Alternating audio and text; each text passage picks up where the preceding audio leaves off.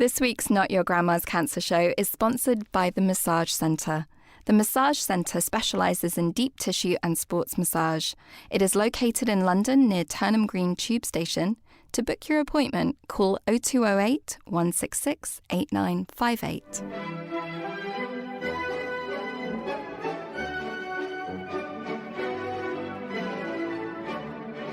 Wait a second. This isn't your grandma's cancer show.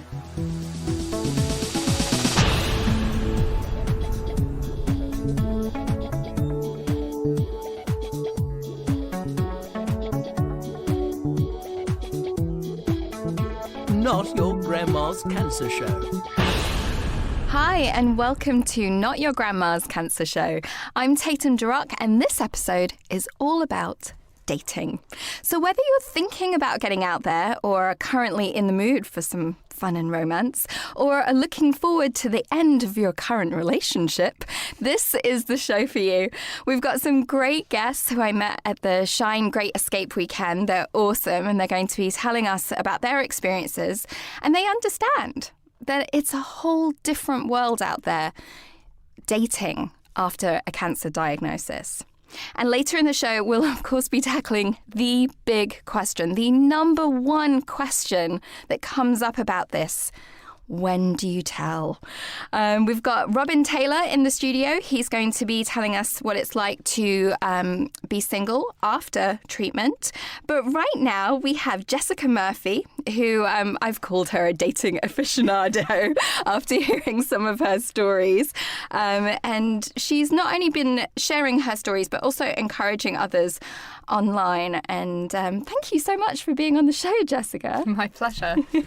So what was happening in your life when you were diagnosed? So I was diagnosed with cancer in September last year. So it's been about 9 months or so now. I was working full time. I've got a really busy job in the civil service, working for a central government department. I was in the process of splitting up with my ex-boyfriend who was moving overseas with the Foreign Office. So there was quite a lot going on in terms of big life changes for me. And then I got hit with the old cancer. Yeah, and what kind of treatment did you... So I've got a really rare type of non-Hodgkin lymphoma called Waldenstrom's macroglobulinemia, which took me several months to learn how to say and spell. It is a cancer that typically affects men over the age of 65, and I was 36 when I was diagnosed, so go figure. In terms of treatment, initially they said watch and wait. But because I've got quite a complicated health history anyway, I've got rheumatoid arthritis, ulcerative colitis and fibromyalgia, it soon became apparent that I was suffering from much more severe symptoms than they would normally expect at my level. So I had emergency fertility treatment, which was interesting, not least having to decide whether or not to use a sperm donor within 24 hours. And following that, I've had 2 full courses of rituximab, which is a monoclonal antibody therapy. And now I'm on maintenance therapy for 2 years. So what that means in practical terms is that I've got 9 embryos in the freezer in Chelsea, which is the only time I'm ever going to reside there. And I've also got 3 years before I can become pregnant. So I'm currently single, looking for a husband, and the rest is history. And so what was it like? So you were in a relationship, you mentioned, that ended right around that time, which must have been really tumultuous time for you. Yeah. It was a very strange situation because we're still best friends and we talk all the time, and we decided that we were going to split up at the end of September anyway, which is when he moved overseas. So I'm lucky in a way that it wasn't unpredicted. I had time to prepare for it, and I'd actually done a lot of the emotional preparation before I was diagnosed with cancer. But obviously that's pretty unexpected, so it definitely made it more difficult. And how long after being diagnosed would you say you went out on your first date? Oh, when did I go out on my first date? Well, I made a conscious decision not to do any dating for a while, just to sort my head out. To get the fertility preservation was difficult, and lots of things changed in my life, and I'd stopped going to work because I was too ill.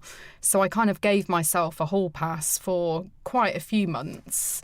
I think I finally started dating properly again in about February, so quite quickly afterwards. But that's because, as I said, I know what I want, and that's to get married and have a family.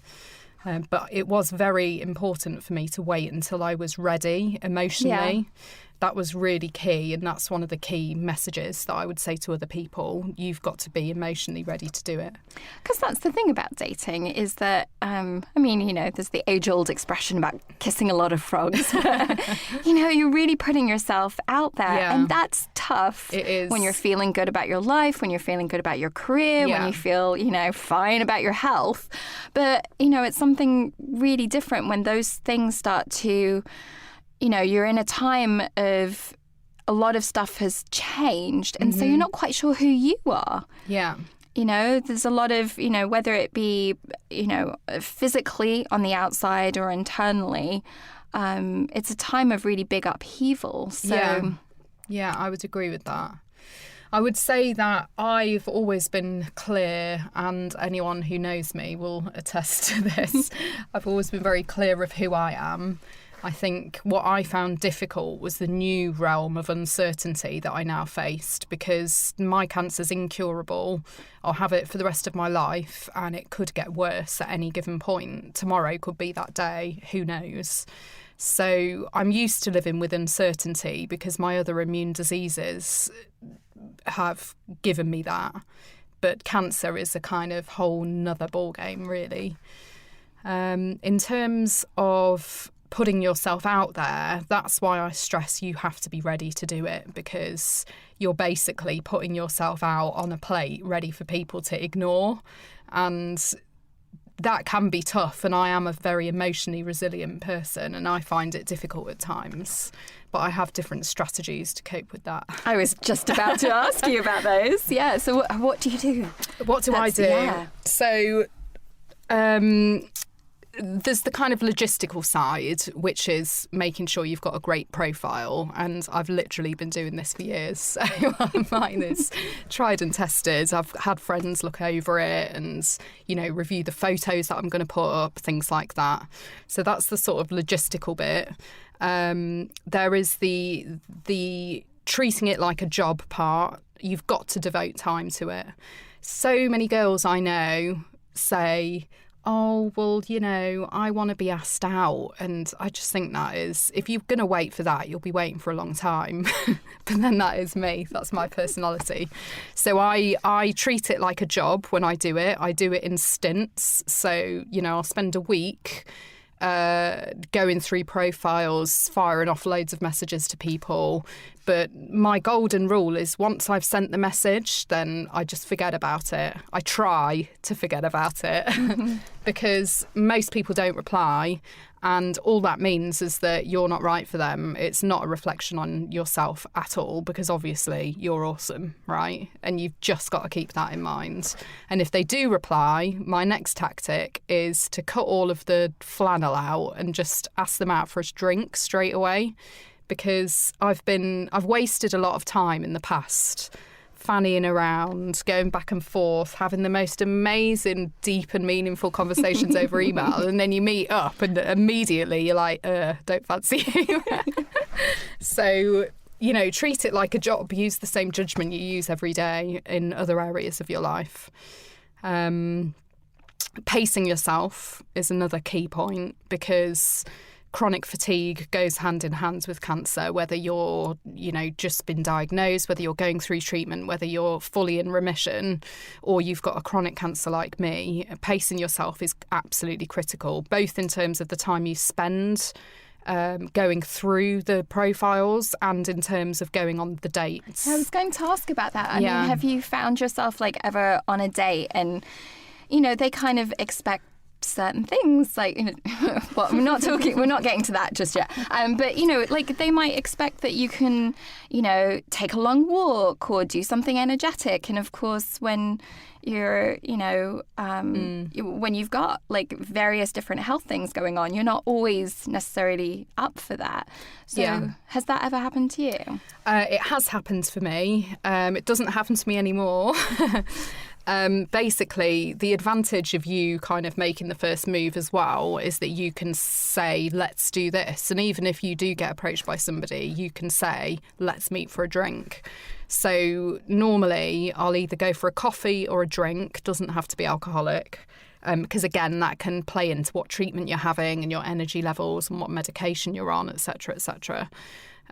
So I say, let's go for a drink, we meet up, and then as soon as we get to the venue, I'll say, we need to sit down, let's find somewhere to sit. And if there isn't anywhere to sit, then I'll just say something innocuous like, I've got a bad back or I've got bad knees, I need to sit down. And 9 times out of 10, people don't question that. And if they do, then, that starts a different conversation. Which, to use a phrase that I've seen you write before, a D-bag filter. Mm-hmm. Yes. Yeah, so I've talked to some people on Facebook about this, and my philosophy is if people aren't cool about it, if they insist on standing up or going for a walk when you've said that you don't want to do that, then they're a douchebag anyway and aren't worth your time. and that's my philosophy on all things cancer and dating. At the end of the day, and I'm sure we'll get onto this in more detail later, but if people can't handle the fact you've got cancer, then they're not worth your time. I see. I'm in so much admiration. I'm single. It's not that good a philosophy. I mean, you know what you want, and like you said, you know who you are, and I know for myself, I was single for a period of time afterwards. And I fell into completely the opposite categories of feeling broken, feeling damaged, feeling that it might not be fair to bring somebody into it. And as I was doing research for the show today, that concept of fairness comes up again and again in these different things. Like, is it fair to bring somebody else in when I'm uncertain? And, I think it's lovely and refreshing to hear, the opposite of that as well. I mean, I think that, when it comes to things like this, you have to start with where you are, and if you're feeling something, that's what you're feeling. Yeah. But I think that hearing, like we do with any other kind of dating, we have a bunch of different friends, and they all do different things, and I think that that's what's important when it comes to like dating after cancer, is everyone does this a bit differently. Yeah. Yeah, absolutely. Self-worth, you mentioned just then. I think if all of the things you mentioned about feeling damaged, broken, not confident, etc., I would maybe say if that's how you're feeling, then you probably aren't emotionally ready to do it. Because there is definitely a risk if you are putting yourself out there and that is your mindset, then any rejection you do face, which is inevitable with internet dating, you're going to feel it a lot more and take it more personally, which could then cause more damage. In terms of fairness, that's just something I feel really strongly about, and with all due respect, Tatum thinks absolute rubbish. That's fine. Because I mean, I've lived with rheumatoid arthritis for nearly 20 years, which is a really horrible disease, and that has made me the person that I am today. I know that I'm a much kinder person, I'm much more patient, I'm a nicer person because of it. And that's what my friends tell me. That's not just me blowing smoke up myself. But I've got a lot more to offer a partner because of those qualities. And I think cancer is exactly the same.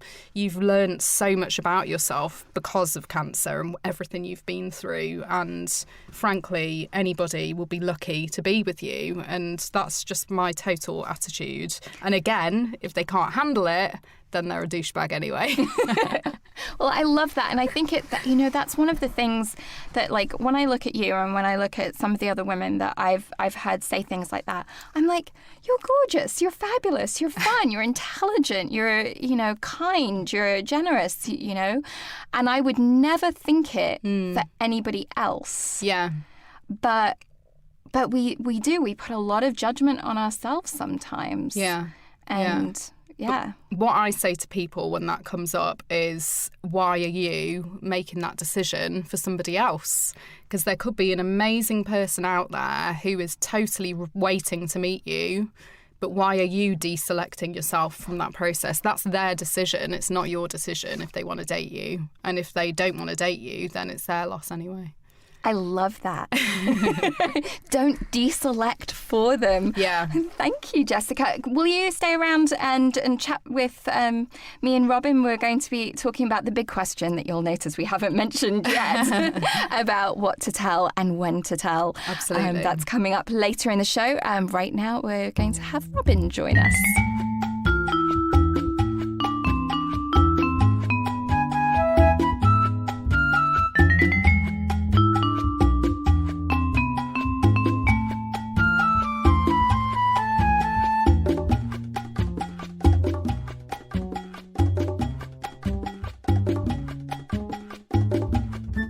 So I'm delighted to have Robin Taylor in the studio with me.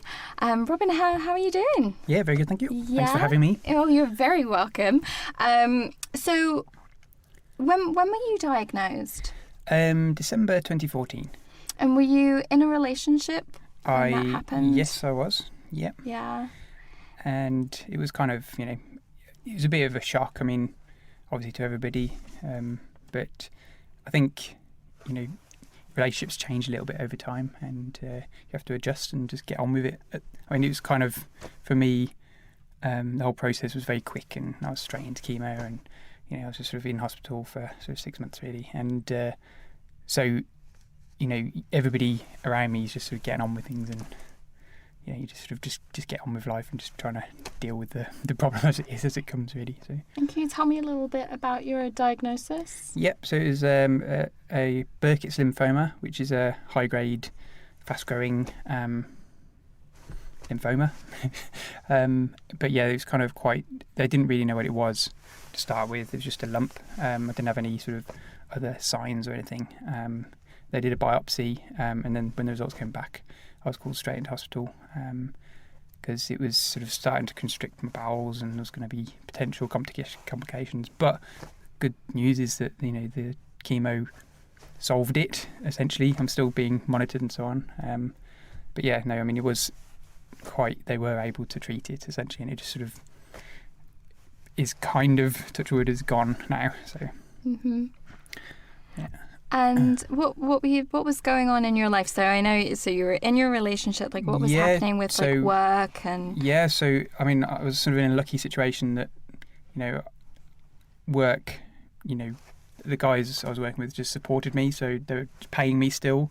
Obviously, I was living together with my partner at the time, so I was kind of, that pressure was taken off me, and I was just sort of really concentrating on recovering. So I was in a sort of really lucky position in that respect. So yeah. Yeah. So how long ago did you and your partner separate? February. Yeah. So it's not that long. But we just realised that, especially in my new world of wanting to achieve as much as I can and get on with stuff and just try and enjoy life. I think it was kind of difficult for her to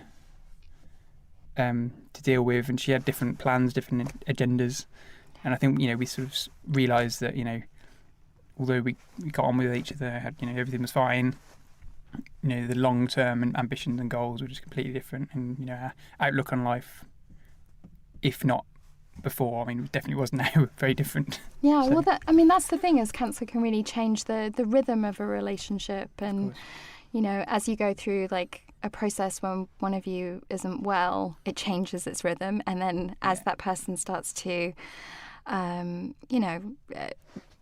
be in that situation for longer or start to get better, it can change again. Yeah. So it sounds like then you were talking about your goals, that you that you have kind of a bit of it sounds a bit like a sort of seizing the moment kind of Yeah, I feel suppose to so. it. Yeah, I suppose I'm trying to just get, I mean, I've always been fairly optimistic and proactive, but I just sort of, it's like a million things I want to do with life, and I might as well get them done. There's no point in just procrastinating. What are some of those things? I now, and since diagnosis, I've now run a business. I'm technically self-employed, which I quite enjoy my job, so it's good. It's nice and easy to do. It's stressful, but fun. A bit more travelling, I suppose, and I do want to settle down, get married, and have kids. I'm getting old now, so I kind of want to at some point. So you mentioned that. I mean, you don't look old at all. So I'm how old are you? 34. Oh, ancient, Yeah, exactly. Yes. And so, so you had mentioned that you had tried speed dating. Jessica had been chatting quite a bit about online dating. Yeah. How was the speed dating experience? Well, I think coming up to it, I was not sure how it was going to go, what it was going to be like. I kind of had this vision of, something I've never done before. I just thought, again, why not try it, get on with it. I did invite a couple of mates, but they bottled out, so it was just me on my own. And I was expecting kind of like a line of chairs sitting facing one another, very formal, and questions, and like, oh, here's my list of questions, I'm going to ask those questions, like an interview sort of process. But in reality, it was a little bit more informal. It was in these cellar rooms in Birmingham, and there were kind of sort of alcoves, and there was like 2 girls sat in an alcove, and there was 15 boys and girls, and you're all numbered, and you sit with your corresponding number, and then you move round one, and then you move round between the alcoves. And I found it, I mean, I always think of myself as shy, but I suppose as I've got older, I'm a bit more confident in myself, a bit more comfortable in my skin, I guess. So it was quite easy. I was just having a chat with people. I didn't have any prepared questions, although a couple of them did ask me some really prepared questions, which I deflected as you would. But it was kind of just fun having a chat with people. I mean, the thing I did find is I think there was a few girls that definitely were just there for a bit of a laugh, and I don't think they were into really dating. And there was one at least who I'm sure was not single. So yeah, it gave me a completely different opinion of women, I'm afraid. Oh, do we need to do something to change that? No, I'm joking. No, it's fine. And they were getting drunk as well, which made it a bit more funny. It was a good. It was a good fun. It was good, nice to meet people and have a chat. Right. Which I enjoy. I'm a bit of a people watcher, so it's kind of fun. The sort of dynamics and the kind of interesting. Do you think that how you feel about yourself or your self-esteem has changed? Like, do you think that like dating now or being in that situation is different than how it was before? Yeah, I think it's funny. I was looking through some photos recently. Obviously, when you're online dating, you have to pick through all your photos, and I've got most of my photos are of me drunk somewhere, because it's just the only time people take photos of me, and I don't really take photos of myself often. So I'm like flicking through these pictures, and I think I do feel more. I appear more confident, and it doesn't make any sense, but I do feel. I think it's more that I care less. Okay. it's like what's the worst can happen, So yeah, I'm probably a bit more bolshy than I used to be in that respect, because yeah, I can't say why really, but I suppose there's obvious reasons. So, I mean, I think that that's, kind of like when I was talking to Jessica earlier, I think that that's some of the things that can be clarified as a result of going through this kind of like, what do I want? Maybe not taking things as personally and kind of like, putting yourself out there, which is not easy for everyone. I mean, I think a lot of people kind of feel a little bit more like rejection could hurt even more afterwards. Yeah. So it's really lovely to hear like a different take. I've tended to be in fairly long, steady relationships. I'm a bit, I'm not going to say lazy, but I settle down quite easily, if that makes sense.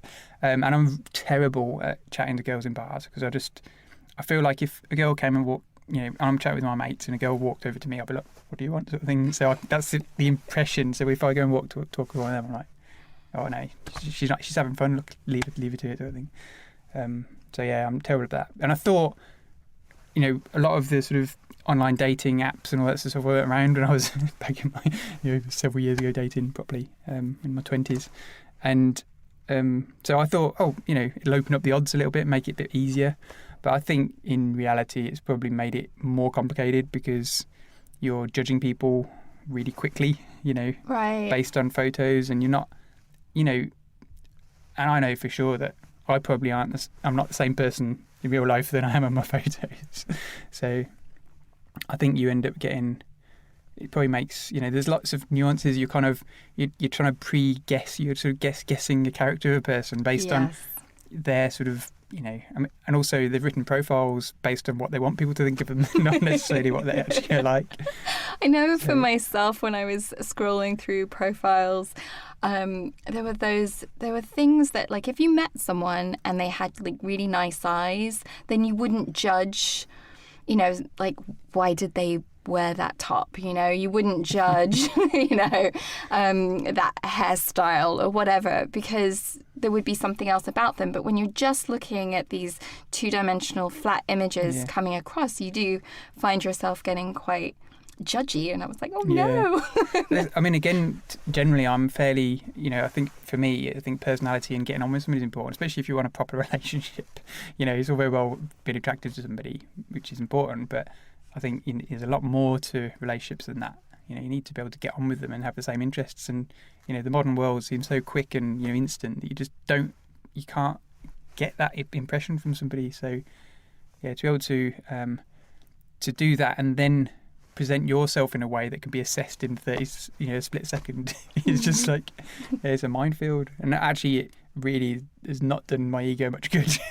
If I'm honest, because the statistics are terrible. I think you probably have to, you have to sort of find 100 girls to get probably a date or something. Whereas in real life, I think if I spoke to 20 girls in a bar, probably a couple of them would be interested in following up. And I think it's because that's so quick and it's so easy to discount people. Mm-hmm. I think it does reduce the odds. Well, I mean, that's, the needle in the haystack, really, of finding someone, I mean, that's the thing is already, like, finding someone that you like, they like you, and then all the other compatible things, geography to, personality to friends, family, all of those things, like having that all start to fall into place. So we were chatting there about that scouring, the finding, and of course the next step is what to tell and when to tell, and we're going to be discussing that with Jessica. We're going to have her back in the studio with us, and we'll be talking about the ins and outs of that.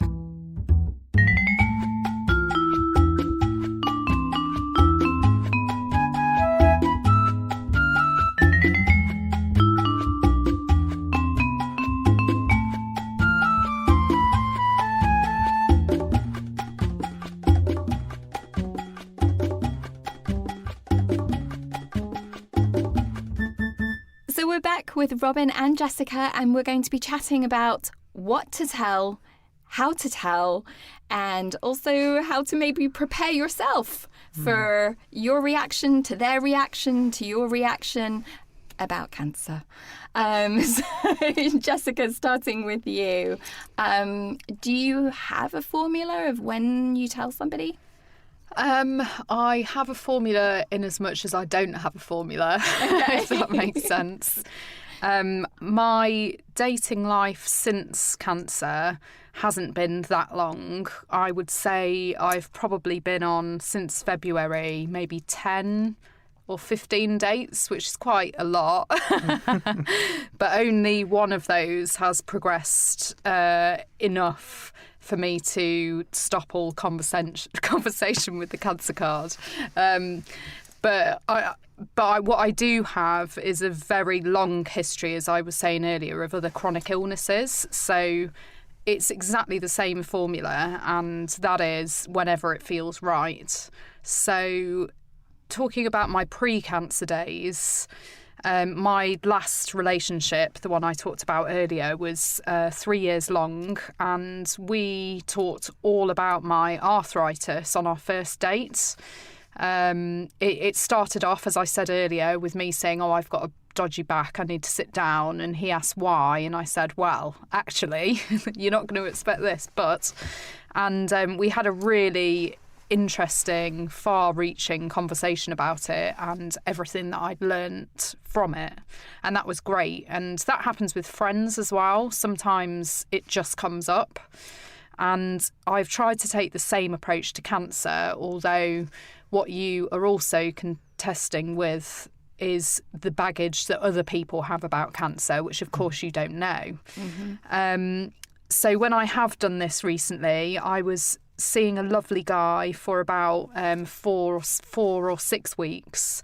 And I think it was our 4th date when I told him, and we were spending a lot of time together, and we got on brilliantly and we really liked each other. But I felt a bit guilty, like I was holding back this huge part of my life.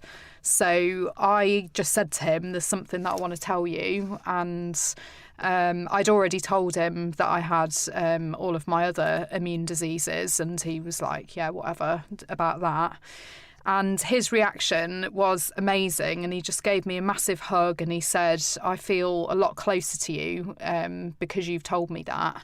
And that was just the best reaction ever. And then he told me something really personal about himself as well, which he'd been sort of thinking about and wondering when to bring up. But when you open up to people, they open up to you. That's sort of how human relationships work. So I do think honesty is the best policy, but it's probably not one for the first date. But if the conversation goes there and you feel comfortable, then go for it.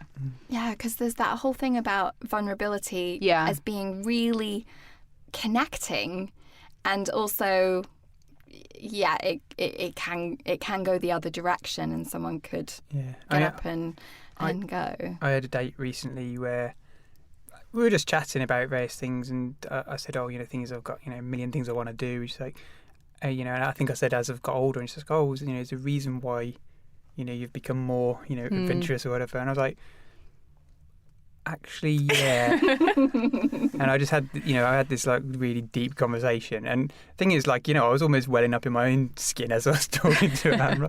And it was kind of, I got on with her quite well actually, but I haven't heard from her since.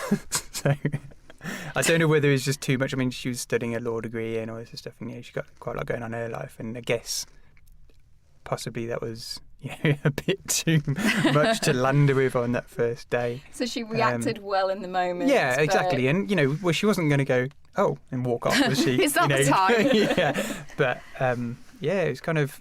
I have to admit, for that reason, I mean, I say I've only been on a few dates. I'm probably not as fussy as but or maybe I'm more fussy, I don't know. But no, I've been I've only been on a few dates, and I've been, the ones I've quite liked, I've been a bit careful to say, and I don't know why. I just think, I don't know what I don't know what the reaction's going to be, and the problem is, I could probably get away with not telling them, because really the impact on my life is pretty small now, apart from a few scars and weird bits of hair missing, and obviously regular checkups and stuff. But so I could get away with not telling them. So I wonder whether it's easier. It's like a get out clause, But at the same time, I think you'd like to say it's important to be honest as well, and it's getting that comfort level. And I suppose if you've been seeing someone for a little bit and you haven't told them, and it becomes a then burden as well. Then it sparks that, I mean, it depends. It's the elephant in the room. Yeah. It's the elephant in the room. And like you said, you can kind of sometimes feel it from somebody. So yeah, I mean, sometimes it's a really fine line, but it's that kind of where you're at. And I guess the number one thing is to make sure that like you're in kind of a safe position of telling. So you're not too far out on a limb. So, because when I was thinking about it, I was thinking, you know, it's that moment where if you tell someone, it isn't putting out like the whole of who you are. And so therefore, like, you're a person around that. But if you're looking for someone else to validate you, which we often are in dating, and then we kind of put ourselves out there and it's not received, but it's kind of like you've put everything into it, then the energy of that can be different. Yeah. I completely know what you mean. I think that comes back to the motivation of why you're telling the person. And if you're telling them because you want their acceptance and their validation, then I would argue that that's probably not the right reason. If you're telling them because you feel like you've got a connection with them and you want to be more open with them, then and you're not expecting anything in return, but if they do react badly, then so be it, then that is what it is. But I think you're absolutely right. It's that why are you telling them and what are you looking for? What are you expecting? And I'm a very open, very direct person. So, you know, if the conversation went that way on the first date, then I probably would talk about it, although I'm slightly more reticent than my other health issues. I think that's a time thing. I'm not as used to having cancer. But, you know, does it come up organically? If it does, then fine. But if it doesn't, that's also fine. I've also got a mechanism to deal with the situation that Robin was describing.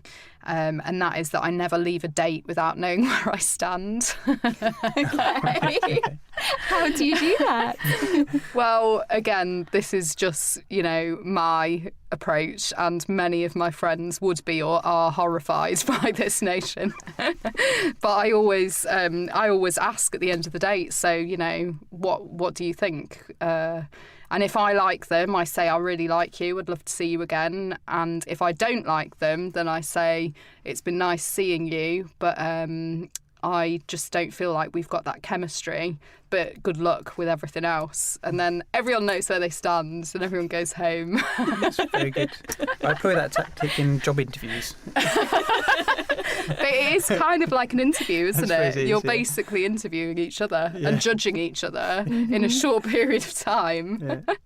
So, yeah, treat it like a job, you see. Oh, yeah, coming. Well, interesting, that dynamic in the speed dating was quite interesting because you've got 4.5 minutes and, you know, you really are, it's quick fire round, you know. You're like, so what do you do? What things are you interested in? And you get into, you don't want to, I hate being boring and obvious, but you do get restricted into the important questions. So, You know, I mean, there was a couple of nurses I was talking to around there in the room, and they were talking about, you know, there was one of them working in an oncology ward, and I was just so wanted to say, but I was like, it's literally 4.5 minutes is not long enough. No, I think that's pushing it.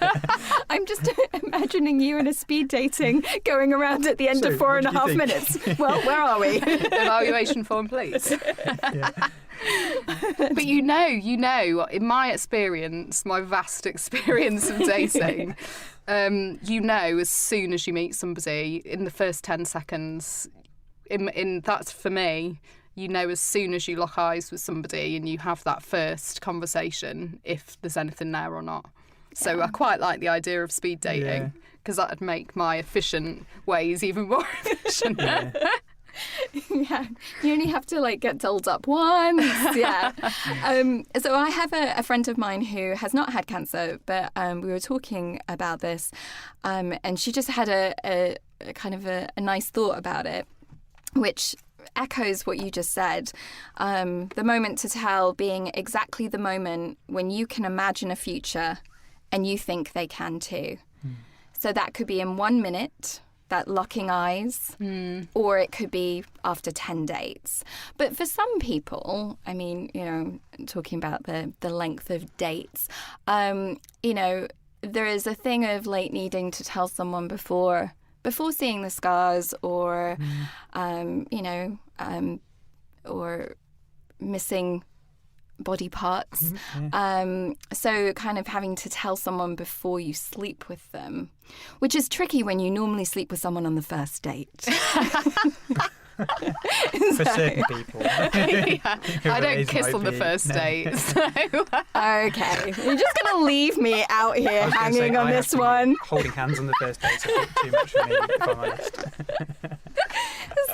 So this each all to their comes own, out. man. Yeah. Each to their own. Yeah, no, normally for me it's about figuring out the next day if I want to date, and take care of that beforehand. But yeah, these things, they're really personal from person to person. Yeah, they are. Yeah. They are. So as I was looking through, so Shine has a private closed group, which is great because we can get on there, share stories. No one else needs to see it or know. And I was looking through at what some people had written about this subject. One lady had met her fiancé 4 days after she was diagnosed. And she told him on the first date, and they're about to get married. Exactly. Another was messaging a guy online. She did a slightly different thing. She got into an epic 8-hour online messaging session, told him in the middle of that, and they've been together ever since. Someone else was, she knew that she was incurable, and told him. She didn't say when she told him, but basically, yeah, it happens. They've been together ever since. And someone in Shine, Nice. met somebody else in Shine. So therefore, the conversation about that It's nice and easy. Yeah. You've already got the badge, so it's fine. I love that. And someone else said that they told them after they got to the point where they started messaging every day. So I think, talking about hope, I think there's a lot of people that can feel really discouraged, whether their scars are physical, whether their scars are invisible, can feel, that maybe dating isn't for them anymore. And I think it's really nice to see, there is some hope out there, and it can happen, at any point in the process, but it is, as always, that thing of finding that person. Yeah, which is, I think it's the same for everybody. It's just, I think the difference is for me is that, we've got a renewed sense of what's important. I think I really realise what's important in my life and what things that, because you just get rid of all the rubbish. Yeah. So I think it gives you a bit of direction, and I think it means that you probably are a little bit more fussy now. At least I am, because I don't want to waste any more of my life. I've enjoyed every moment of all my relationships, right. But I just want to make sure the next one's the right one. Yeah, yeah, I totally agree with that. I've got a renewed sense of dating purpose, and I don't know whether that's because of cancer or my age or a bit of both, but now I'm trying to be absolutely ruthless, and if I don't see a future with somebody after, a couple of weeks or a couple of months, then, I'm sort of on to the next, which is a good thing, because it will mean hopefully I end up meeting the person that is right for me. And you both said that you were looking for someone to settle down with. And yeah. Oh, interesting. I mean, that adds another level of complexity, because, it's one thing talking about cancer, but then fertility becomes a really difficult topic. I don't want kids. And I want the other person I meet to want kids. But, it's not simple. And do I have that conversation straight away? I probably won't, but I probably should. And where are you with that? I have to admit, I haven't. I'm still. I need a test. Okay. But it's like I'm unlikely to be able to have kids in a normal way. But I do have, a bit of my future self banked. Okay. So there is options, Okay. but still, it's a complicated topic, and it's like, especially for a guy, it sort of not devalues, but just makes you don't want to admit to it almost. Mm-hmm. Oh well, yeah, I don't really work anymore. Yeah. But by the way, I do want kids. So yeah, I haven't actually got around to having that conversation with anybody yet. But it is important, and I think it is a difficult topic. I think for anybody, just to imagine, first, second date, you do want kids, don't you? You do want to get married. Like, they'll be running away straight away, wouldn't Do you know they? what? I've started to say those things because, I'm 37 and I want to get married and have children. And now I think it's because I just feel a lot more confident and self-assured in terms of what I want. And frankly, if I have a conversation with a guy on our first or our second date and I ask if they want to have children and they run a mile, then they're not that mature and probably aren't for me anyway. So again, I just try to play it with a totally straight bat and see what happens, and if they can't handle that, yeah, absolutely. And how do you feel like in terms of telling them about your fertility and the fact that you have embryos? Yeah. Because that's you had to already pick a sperm donor. Yeah. That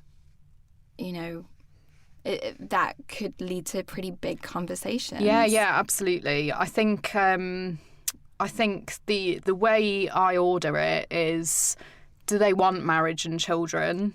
Then if they do, then I tell them about the cancer, and then if everything else is going well, then it's the conversation about fertility. And for me, I had emergency fertility preservation because they thought they were going to treat me with chemotherapy straight away, and in the end they haven't done that, which is a fantastic position for me to be in, because now I've got that guaranteed backup plan, as it were. But that said, I can't try to have kids until I'm over 40. So the likelihood is I'll have fertility issues anyway because of my age. And if I do need chemo before then that increases my risk of infertility. But I honestly, hand on heart, think if somebody can't handle that, then they're not the right person for me. Because I've spoken to a lot of my friends, I've spoken to my ex-boyfriends about this, and, everybody agrees that if they can't hack it, then they're not right for Jess Murphs. That's true. Yes, the filter is in place. Yeah, and weeding people out. So, in terms of looking after yourself as you're kind of dating, do you have do you find it useful chatting on the website to other people that have been in such a similar situation? Do you find that, because I think that sometimes talking to your regular friends about it, they don't really get the complexity. Yeah, I mean, totally. I mean, I've had very short conversations with my mates. But, our sort of relationships are about just having fun and having a laugh, and we tend not to dwell on much, as a group of friends. So we don't tend to talk about it in my group, my social group. But then I'm a bloke, so it's just pretty natural. But the Shine group it is good because you can see, and I try and get involved where I can, But it is good to sort of talk to people, hear different people's viewpoints, and talk to people who are, they're going through the same situation. It's a much easier conversation to have, and a much more relaxed, friendly, open conversation than, burdening with my mates with that stuff, because they're the people just have fun with and just forget about it all. So, so it's normalising it as well. It is. I mean, even just chatting today, right here, it just seems like, whereas sometimes, when you're on your own at home, you haven't spoken to anyone else about it, and you start to kind of go inwards and kind of feel like, the things that we were talking about earlier about, kind of maybe it's not fair, or, kind of your self-esteem is kind of, and I think, it's really nice to go, you know what, if you're feeling it, if you want to devote your energy to yourself that is brilliant and that is a valid choice, and you do not need to go out dating. But if you want to and your self-esteem is holding you back, you know, because you haven't seen that reflected back, that, yeah, lots of people do go out and meet someone and fall in love and get married at every stage in this process. I think Jessica said before, you know, we're pretty awesome people. So, you know, Exactly. so, you know, who wouldn't want us? But on that note, I love my Shine crew. They're awesome, and I talk to them practically every day. They get it with no explanation needed, and I'm very open with my girlfriends and boyfriends about pretty much everything, and talk to them a lot too. But there's just an added level of understanding with the Shine guys. One thing I found with dating and cancer, I was talking earlier about pacing myself and, you know, treating it like a job, but also making sure that you're looking after your health. And this is the first time I've kind of been through the dating machine again, and I did overdo it and I did get quite ill. Now, that always used to happen with my other immune diseases, but it's much more this time because my immune system's so much lower because of all of the super strong drugs I'm on now. And that's something that my friends without cancer sometimes struggle to understand. And they just think, well, why are you doing that? Why are you putting yourself through that? Whereas my friends with cancer get that you just sometimes have to do that to get where you want to be. And I would say that's one of the biggest differences. Yeah. So it's that balance between kind of the goal of what you want and pacing of, what your physical body, you know, wants to be doing. Yeah. Well, thank you, both of you, for chatting about this today. I'd love to have you back on the show about another topic on another time, and definitely want to hear how the dates go. Well, the good news is I've got one this evening. So Oh, very nice. Second date. Second date. Yeah. Very good. Very good. Some good news. Yeah. And we'd love to hear from you. So feel free to let us know how your dates are going. You can contact us through the Shine Cancer Support page, shinecancersupport.org, or on Twitter under NYGCS, because our name was too long, so we're down to our initials. And big thank yous to everyone who helps make the show what it is. Our music was created by Lauren Crosty. Our logo designed by the lovely Lizzie Doe. I can't say her name without saying lovely in front of it. Our shows are recorded at Radio Facilities and produced by Shine Cancer Support, and today's sponsor, the Massage Centre. Till next time, see you later.